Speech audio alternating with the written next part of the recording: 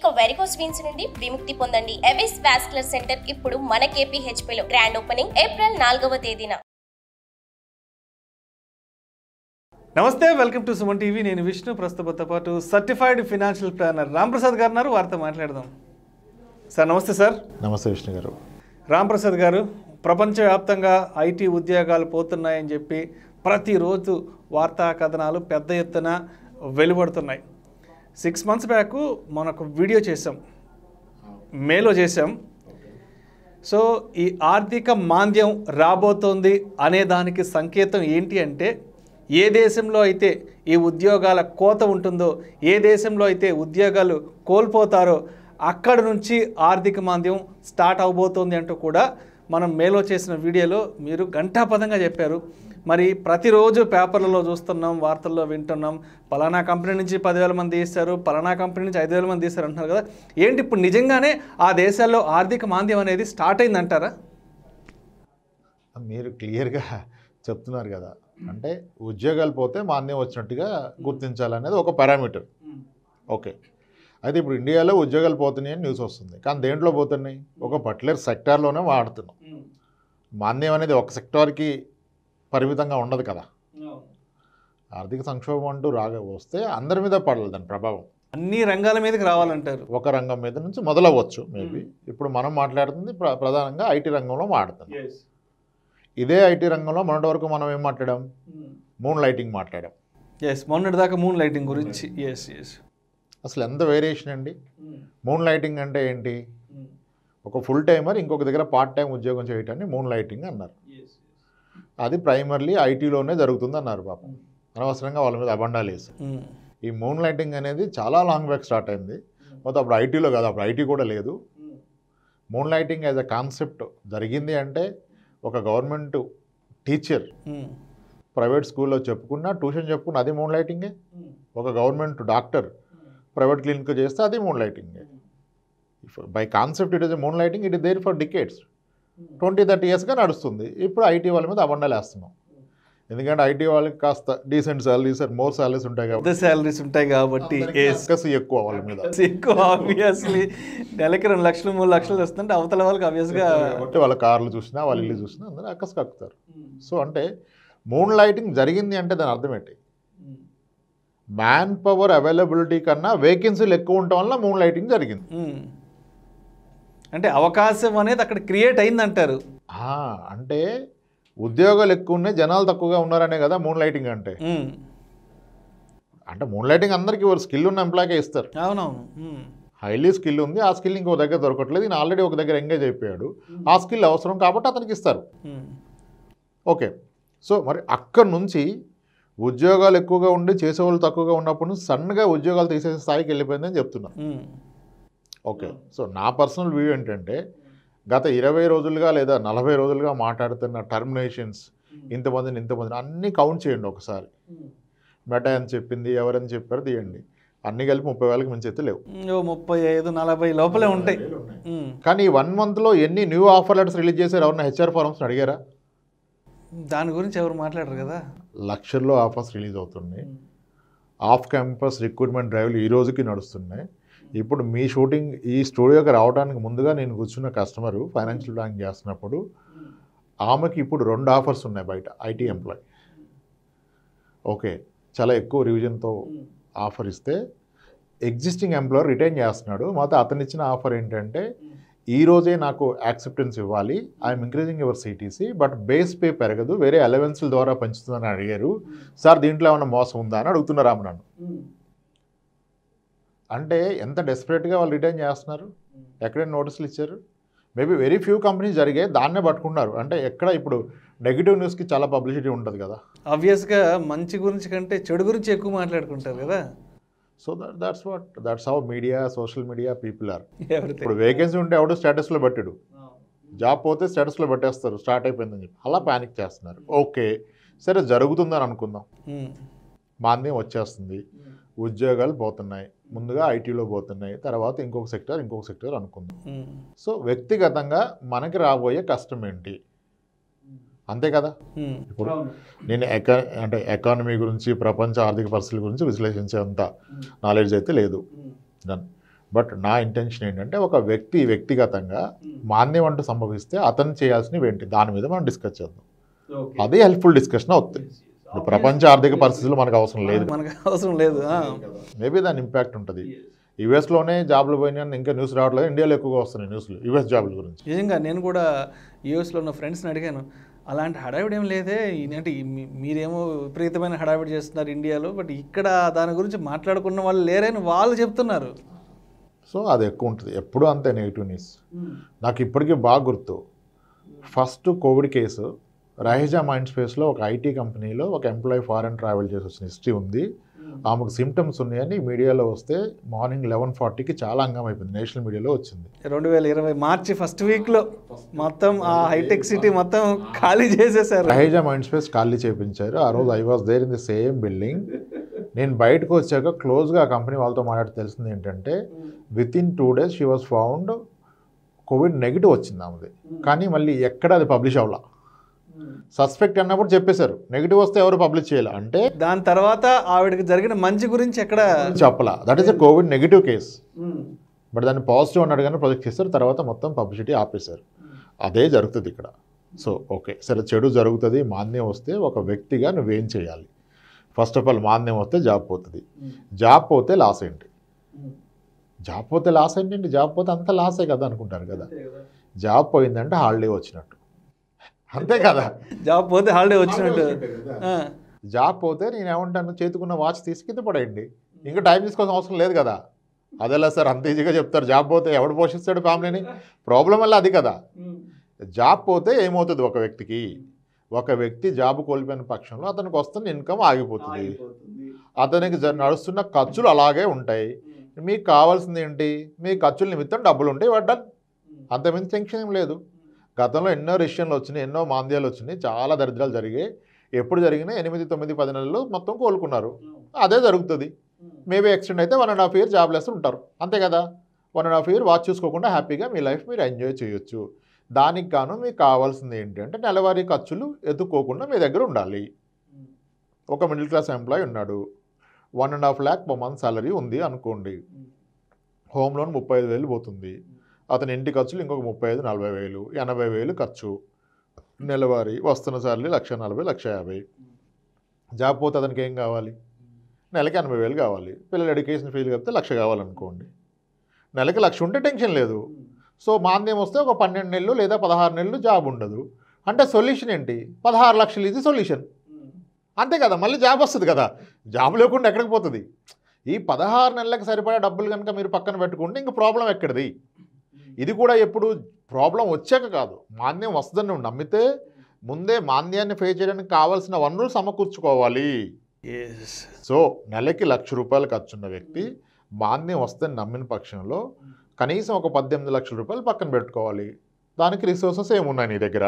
అంటే ఒక ఎమర్జెన్సీ ఫండ్ని క్రియేట్ చేసుకుని పక్కన భద్రపరచుకోవాలంటారు. ఈ emergency fund is highly misleading అండి. ఇన్నాళ్ళు ఎవరు మాట్లాడిన ఎమర్జెన్సీ ఫండ్ అంటే 3 నెలల ఖర్చులు 3 నెలల ఖర్చు అన్నారు. మరి మాంద్యం వస్తే 3 నెలల ఖర్చు సరిపోవు కదా. సరిపోదు. ఆ ఇంపాక్ట్ ఒక 8 months ఉంటుంది, ఒక 1 year ఉంటుంది, ఒక 1.5 year ఉంటుంది. ఎమర్జెన్సీ ఫండ్ వేరు, ఇప్పుడు ఇది fund for 1.5 year. Fund 1.5 year ఇది, అంతే అంతే. నెలలకు సరిపడా 18 లక్షలు మీకు కావాలి. 18 లక్షలకు మీ దగ్గర రిసోర్సెస్ ఉన్నాయా? ఓకే ఉన్నాయంటే ఎస్. నా క్లయింట్ కూడా ఒక ఆయన ఐటీ ఎంప్లాయీ ఫోన్ చేశారు, ఇదే ప్రశ్న అడిగారు. సార్ ఏంటి సార్ ఇలా అన్నారు, మా దగ్గర ఏమీ లేదు కానీ అన్నారు కదా, నిజంగా అలా అయితే మన పరిస్థితి ఏంటి అన్నారు. ఆయన నా దగ్గర 8 yearsగా కస్టమర్, 8 yearsగా క్లయింట్. సార్ మీ పోర్ట్ఫోలియో వాల్యుయేషన్ ఎంత ఉంది? నేనే మేనేజ్ చేస్తాను అయిందంతా. చాలా పెద్ద పోర్ట్ఫోలియో అయింది, high net worth is drawing around 3 lakhs salary ఉన్న వ్యక్తి కనుక డెఫినెట్గా decent SIP around 90 lakhs plus ఉంది నెట్వర్త్, నియర్ టు crore ఉంది. నేను అన్నాను మీ పోర్ట్ఫోలియో చూసుకున్నారా? చూసుకున్నాను. మీకు టెన్షన్ ఏంటి సార్? జాబ్ పోతే హాలిడే వస్తుంది మీకు, 1.5 year హాలిడే. 1.5 year హాలిడే ఖర్చు కట్టి ఎంత ఖర్చులు ఉన్నాయి మనకు? అవుతుంది కదా 1,50,000. ఎంత కావాలి? 1,50,000 అంటే ఒక 25 లక్షలు, 25 లక్షలు కావాలి. రేపు 25 లక్షలు రిడమ్షన్ చేసి అప్పుడు వేసుకోండి, ప్రశాంతంగా పడుకోండి, ఇంకా టెన్షన్ ఏంటి? ఎలాగో కాస్త ఓవర్ వెయిట్ అయ్యారు కదా, మీరు దాని మీద ఫోకస్ చేయండి అని చెప్పాను. సార్ మీరు ఈజీగా చెప్పేస్తున్నారు, ఈజీగా దాంట్లో కష్టపడడానికి ఏముంది సార్? ఇప్పుడు ఆల్రెడీ ప్లానింగ్, ఫైనాన్షియల్ ప్లానింగ్ ఉండి ప్రాపర్గా ఇన్వెస్టిగేషన్ ప్రాబ్లం లేదు. ఇప్పుడు పాప మ్యారేజ్ గురించి పెట్టాను, బాబు ఎడ్యుకేషన్కి పెట్టాను, రిటైర్మెంట్కి పెట్టాను, అవన్నీ ఎప్పుడు అప్పటిదాకా ఉంటే ఈ రోజు ఇబ్బంది వస్తే ఫస్ట్ పడుకోను కదా, దాన్ని అవసరానికి వాడుకుంటాను, మళ్ళీ విషయాలు సెట్ అయినప్పుడు వెనక్కి వస్తాను. ఇది డిసిప్లిన్ ఉండి ప్లానింగ్ ప్రకారం వెళ్తున్న వాళ్ళకి 18 నెలలు 2 సంవత్సరాలు 1.5 ఇయర్ పెద్ద ప్రాబ్లం కాదు. ఈ ప్లాన్ లేని వాళ్ళు ఏం చేయాలి? అసలు ఆయనకి ఇప్పటిదాకా ఇన్వెస్ట్మెంట్స్ లేవు, అసెట్స్ లేవు. ఇప్పుడు జాబ్ పోయేది జాబ్లో ఉన్నవాడికే కదా, లేని వాళ్ళకి కాదు కదా. సో ఇతనేం చేయాలంటే ఈ మాన్యం వస్తుందని నమ్మిన పక్షంలో అది రాకముందే మీ 18 నెలల ఖర్చులకు సరిపడే డబ్బులు సమకూర్చుకోవాలి. ఎలా సమకూర్చుకోవాలి సార్? గోల్డ్ ఎక్కువ ఉంటే గోల్డ్ తాకట్టు పెట్టుకోండి, తప్పేముంది? తప్పలేదు కదా. గోల్డ్ ప్లేట్ చేయండి, ఏదైనా మన అవసరానికి మనకి రావాలి కదా. గోల్డ్ లేదు సార్, గోల్డ్ లేదు నాకు, నా ప్లాట్ ఉంది అమ్మను. అవును, ఆ ప్లాట్ అమ్మరు, ఎవరు కొనరు, మనకు తెలుసు అది. ఓకే, మరి ఇంకేం చేయాలి సార్ అంటే పర్సనల్ లోన్ తీసుకో. సార్ జాబ్ పోకముందే పర్సనల్ లోన్ తీసుకుంటే మళ్ళీ ఈఎంఐ స్టార్ట్ అయిపోద్ది, డబ్బులు ఏం చేసుకోవాలి సార్? దానికి కూడా సొల్యూషన్ ఉంది. ఇవాళ మార్కెట్లో పర్సనల్ లోన్స్లో కొన్ని ఎన్బిఎఫ్సి లైక్ బజాజ్ ఫైనాన్స్ వాళ్ళు ఫ్లెక్సీ లోన్ ఇస్తున్నారు. Flexi loan is something like A over draft loan. Loan తీసుకుంటారు, మీకు శాంక్షన్ చేస్తారు. ఇప్పుడు 1 లక్ష రూపాయలు టేక్ హోమ్ ఉన్న వ్యక్తికి వేరే లోన్స్ లేకపోతే ఒక 15 లక్షల లోన్ వచ్చేస్తుంది, 41 వచ్చేస్తుంది, 40 లక్షల లోన్ కూడా వచ్చేస్తుంది. కానీ ఫ్లెక్సీ లోన్లో మీరు ఆ అమౌంట్ వాడుకోవాల్సిన అవసరం లేదు, దాన్ని లోన్ అకౌంట్లోనే ఉంచవచ్చు. మీకు లోన్ అవైలబుల్ ఉంటుంది ఓవర్ డ్రాఫ్ట్ లోన్ లాగా. మీకు ఎప్పుడు అవసరం ఉంటే అంతవరకు వాడుకోవచ్చు, అంతవరకే ఇంట్రెస్ట్ పే చేస్తారు పర్ మంత్. లక్షకి ఇంచుమించుగా నెలకి 1250 రూపాయలు పడుతుందండి Bajaj OD loan or flexi loan. ఇప్పుడు నేనే ఒక ఎంప్లాయ్ ఉన్నారు, అతనికి వేరే సోర్సెస్ ఏం లేవు, సాలరీడ్ పర్సన్. రేపు జాబ్ పోతే లోన్ రాదు కదా. జాబ్ ఉన్నప్పుడే ఈ OD loan or flexi loan తీసుకున్నారు, కానీ తీసుకొని వాడితేనే ఈఎంఐ కట్టాలి లేదా ఇంట్రెస్ట్ పే చేయాలి. ఫ్లెక్సీ లోన్లో ఓన్లీ ఇంట్రెస్ట్ పే చేయాలి 3 years వరకు, తర్వాత ఫుల్ ఈఎంఐ. ఈయన ఏం చేస్తాడు? ఇప్పుడు 20 లక్షలు తీసుకున్నాడు ఓడీ లోను, కానీ లోన్ అకౌంట్లోనే ఉంచేస్తే ఇతనికి పడదు. ఇతను వాడినప్పుడే రోజువారీ వడ్డీ కట్టాలి. 1 లక్ష రూపాయలు తీసుకొని 1 month వరకు వెనక్కి లోన్ అకౌంట్ ట్రాన్స్ఫర్ చేయకపోతే 1250 రూపాయలు కడతాడు. ప్రాబ్లం ఏంటి? మాన్యం వస్తే వాడుకుంటాడు, రాకపోతే వాడుకోడు. Is prepared. మాన్యం వచ్చింది, మాన్యం వచ్చేసింది, నెలకు 1,20,000 తీసుకున్నాడు, వాడుకున్నాడు. ఆ తీసుకున్న 1,20,000 నుంచే ఆ తీసుకున్న 1,1200 వడ్డీ కట్టాలి కదా. 2 నెలల్లో 2,000 3,000 వడ్డీ కడుతూ వెళ్ళాడు. 18 నెలలు హాలిడేస్ ఎంజాయ్ చేశాడు. మళ్ళీ జాబులు పిలిచి ఇచ్చేస్తారుగా. మాన్యం వచ్చిన ప్రతిసారి మళ్ళీ తిరిగి జాబులు వచ్చినాయి కదా. అప్పటి నుంచి ఇప్పటిదాకా జాబు లేకుండా ఎవరు లేడు కదా. అయిపోయింది. ఇట్స్ వెరీ సింపుల్, కాంప్లికేట్ చేసిన అవసరం లేదు. ముందుగా ప్రిపేర్ అవ్వండి, పెద్దగా ఏదైనా ఆలోచించొద్దు. ఎంత లే ఆఫ్ జరిగినా కంపెనీ ఎంప్లాయీస్ అందరినీ పీకేది కదా. 10% 20% అంటే మీరు టాలెంటెడ్ అండి, క్రిటికల్ రోల్లో ఉండి మీరు ఇంపార్టెంట్ అయితే మీ జాబ్ పోదు. సరే, అట్లా నాకు అంత స్కిల్ లేదంటే తప్పేం లేదు, స్కిల్ లేకపోతే తప్పు కాదు కదా. అందరూ స్కిల్ ఉండాల్సిన లేదు. అప్పుడు ఉంటే దీనికి ప్రిపేర్ అవ్వండి, ఉంటే ప్రాబ్లమే లేదు. మీరు టాప్ 50% ఉంటే ప్రాబ్లం లేదండి, బాటమ్ 10% ఉంటే ప్రాబ్లం. బాటమ్ 10లో ఉంటే మాన్యం రాకపోయినా ప్రాబ్లం ఉంటుంది ఇప్పుడు. అంతే కదా, సింపుల్ సొల్యూషన్. దీనికి పెద్ద వరీ ఏముంది? మాన్యం వస్తే హాలిడేస్ తీసుకోండి, plan something, focus on something else. నేను నాకు లాంటివి చెప్పా, ఫోకస్ ఆన్ యువర్ హెల్త్ అండి, వెయిట్ రెడ్యూస్ అవ్వండి, మాన్యం వస్తే లక్కీ లెట్స్ ప్లాన్ ఇట్ అని చెప్పా. అంటే వెకేషన్ లాగా ఫీల్ అవ్వాలి. అంతే కదా, జాబ్ ఉంటే టైం చూసుకోవాలి, జాబ్ లేకపోతే అదంటే వాచ్ తీసి పక్కన పెట్టేసేయండి అని చెప్తున్నాను నేను. That's it. అంటే ప్లాన్ చేసుకోవాలి. అంటే ఇప్పుడు ప్యానిక్ అవడం వల్ల మనకు వచ్చేది ఏమీ లేదు కదా. సో ఏదైనా సరే ఒక ప్రాపర్ ఫైనాన్షియల్ ప్లానింగ్ కనుక చేసి పెట్టుకుంటే ఇలాంటి సంక్షోభాలు, ఇలాంటి ఇబ్బందులు, లేదంటే ఇక మీద ఏదైనా ఈ కరోనా లాంటి ఇబ్బందులు ఏదైనా ఒకవేళ దాపురిస్తే మనం ఆ రోజుకి ప్యానిక్ కాకుండా, ఆ రోజుకి ఇబ్బంది పడకుండా ఉండాలి అంటే ఒక ప్రాపర్ ఫైనాన్షియల్ ప్లానింగ్ అనేది చేసుకోవాలి అంటారు. ఖచ్చితంగా చేసుకోవాలి. ఇప్పుడు మీరు అబ్జర్వ్ చేస్తే గత 2 yearsగా మనం వీడియోలు చేస్తున్న క్రమంలో 2-3 సార్లు మనమే స్టాక్ మార్కెట్ కొలాప్స్ అయిద్దా, క్రాష్ అయిపోద్దా, రష్యా ఉక్రెయిన్ వార్లో ఏంటి, కొరియా వార్లో ఏంటి, ఎన్నో మాట్లాడాం మనం. ప్రతి 2-3 ఏళ్ళకు ఒకసారి ప్రపంచం అంతమైపోద్దని చెప్తారండి. 30 minute స్టోరీ బోర్డులు కూడా వచ్చేస్తాయి. ఎండ్ అవుతుందా? 2008 నుంచి వింటున్నాం. ఈసారి వింటూనే ఉన్నాం, 2 yearsకి ఒకసారి. ఇప్పుడు ప్రపంచం ఎండ్ అయిపోద్దని చెప్తూనే ఉంటారు, అది ఎండ్ అవ్వదు. ఒక ప్లానింగ్ ఉంటే ఇవన్నీ వస్తాయి పోతాయి. మనం ప్రాపర్ ఫైనాన్షియల్ ప్లాన్ అయితే పెట్టుకోవాలి. సో మాన్యం ఉందా లేదని కాదు, మనకంటూ ఒక ప్లాన్ ఉండాలి. జాబ్ వచ్చిన వెంటనే జాబ్లోకి అడుగుపెట్టిన ఇనీషియల్ డేస్లోనే ఒకవేళ భవిష్యత్తులో ఏదైనా ఇబ్బందులు వస్తాయి, ఈ కరోనా లాంటి రోగాలు వచ్చి ఏదైనా ఉద్యోగాలు ఇబ్బంది అయ్యే అవకాశాలు ఉన్నాయన్న దాన్ని ముందుగానే జాగ్రత్తగా దృష్టిలో పెట్టుకొని ఒక సంవత్సరానికి సరిపడా ఖర్చులకి ఎంత అమౌంట్ అవుతుందో అంత అమౌంట్ని మనకి ఉద్యోగం వచ్చిన మొదటి నెల నుంచే జాగ్రత్తగా తీసి పక్కన పెట్టుకుంటే రేపన్న రోజు ఇలాంటి ఇబ్బందులు వస్తే పెద్దగా ప్యానిక్ అవ్వాల్సిన అవసరం లేదు. ఇది మొత్తానికి మీరు చెప్పాలనుకున్న సారాంశం మన ప్రేక్షకులకి. అంతే అంతే. ఒక లిక్విడ్ అసెట్ పెట్టుకోండి. లిక్విడ్ అసెట్ పెట్టుకోవాలి. 3 months 5 months ఎమర్జెన్సీ ఫండ్ అవ్వదు. కనీసం 2 మేడాలకు సరిపడా లిక్విడ్ అసెట్ ఉండాలి. దేనికి బెస్ట్ ఇన్స్ట్రుమెంట్ ఏది అని నన్ను అడిగితే నా పర్సనల్ వ్యూ చెప్తున్నాను. అది కూడా చెప్పండి మళ్ళీ. ఇప్పుడు సంవత్సరానికి సరిపడా డబ్బు పోగు చేసుకోవాలని చెప్పారు. మరి ఎలాంటి ఇన్స్ట్రుమెంట్ ద్వారా ఆ సంవత్సరానికి సరిపడా అమౌంట్ని పోగు చేసుకుంటే బాగుంటుందో అది కూడా మాట్లాడేసుకుందాం. ఇప్పుడు భార్య పిల్లలు ఉన్నట్లయితే మీ ఎమర్జెన్సీ ఫండ్ అంతా గోల్డ్ ఆర్నమెంట్స్ రూపంలో పెట్టుకోండి. ఎమర్జెన్సీ ఫండ్ని గోల్డ్ ఆర్నమెంట్స్ రూపంలో ఎందుకు? 2 విధాలుగా ఉపయోగపడుతుంది. మానసిక ఆనందాన్ని ఇస్తుంది ఆర్నమెంట్స్ మొత్తం ఫ్యామిలీకి. మీ పాపను చూస్తున్న మీకు ఆనందం, మీ పాపకి అందం, అవునవును, హ్యాపీ. ఇటువంటి అత్యవసరాలకి ఎప్పుడు జరగంది ఎప్పుడైనా లిక్విడ్ వచ్చేది ఏంటి? గోల్డే కదా. వితిన్ 24 hours మనం దాన్ని లిక్విడ్గా మార్చుకోవచ్చు. 24 hours ఎందుకు సార్? Within 5 minutes. ఇప్పుడు ఎన్ని యాప్స్ ఉన్నాయి? వితిన్ 5-10 minutes, ఒక 1 hourకి, ఒక 1 hourలో, హాఫ్ అన్ అవర్లోనో మీ ఇంటి గుట్టు రట్టవ్వకుండా, మూడో వ్యక్తి తెలవకుండా, అవును, మీరు ఇప్పుడున్న యాప్స్లో ఫోన్ చేస్తే ఇంటికి వచ్చి తీసుకొని ఇచ్చారు. ఆబ్వియస్గా వచ్చేసింది. అది అమ్ముతారా, ప్లెడ్ చేస్తారా, మీ ఇష్టం. మీకు ఇప్పుడు అత్యవసరం ఏది? ఇది కదా, అది కాదు కదా. మళ్ళీ అంత బాగుంటే కొనుక్కుంటారు కదా. అవును.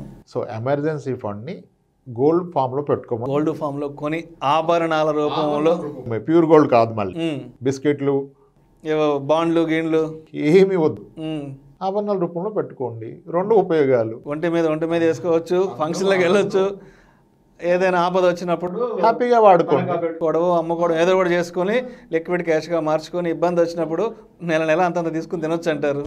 That's it. సో ఎక్కువ బంగారం కొనండి. ఎప్పుడు వైఫ్కి ఎదురు చెప్పొద్దు, బంగారం కొంటుపోండి.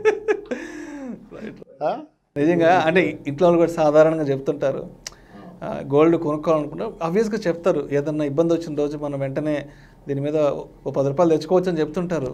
పెద్దవాళ్ళు చెప్పేది ఊరికనే కాదు. గోల్డ్ అనేది ఎప్పటికీ అది రేపు అన్న రోజు మనకి ఏదో విధంగా దాని ద్వారా లబ్ధి చేకూరుతుంది. సో మొత్తంగా ఇలాంటి ఆర్థిక సంక్షోభాలు, ఇలాంటి కరోనాలు వచ్చి ఏదైనా ఇబ్బందులు భవిష్యత్తులో ఎదురవుతాయి అన్న ముందు చూపు కనుకుంటే ఉద్యోగం వచ్చిన ఆ మొదటి నెల నుంచే ఎంతో కొంత బంగారం, మన స్తోమత తగ్గట్టు ఎంతో కొంత బంగారం కొని ఒంటి మీద వేసుకుని ఆనందపడుతూ ఉంటే మంచిదంటారు. అంతే, అది అద్భుతమైన solution. Right. Thank you sir.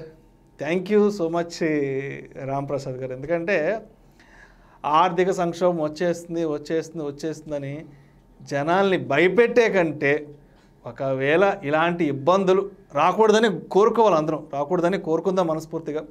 అనుకోని కారణాల వల్ల ఏదైనా వస్తే దాని తర్వాత ఏం చేయాలి అనే సొల్యూషన్ని చాలా క్రిస్టల్ క్లియర్గా, సూటిగా, సుత్తి లేకుండా మన ప్రేక్షకులకు వివరించారు sir. Thank you so much sir.